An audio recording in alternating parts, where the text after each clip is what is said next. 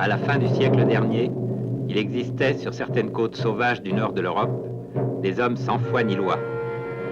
Ils attiraient les navires sur les rochers où ceux-ci se déchiquetaient et s'éventraient. Ces hommes se livraient alors au pillage des épaves. On les appelait des naufrageurs.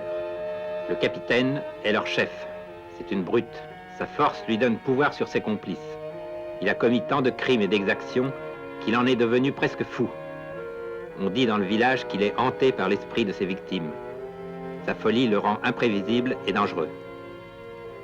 Le Bosco, maudit de toutes les marines, mauvais ange de tous les équipages, il s'est retrouvé là une nuit, son sac sur l'épaule, débarqué ivre-mort d'un navire étranger.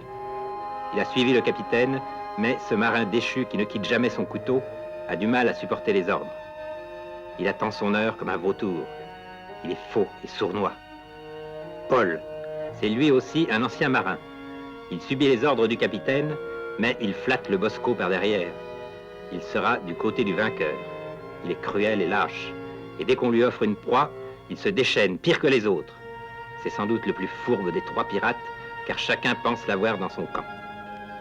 Tina la naufrageuse, l'ange des maudits, sauvage et perverse, une bête magnifique et cruelle, toujours prête à happer dans sa mâchoire de louve l'innocent qui passe à sa portée. Elle sera sans pitié.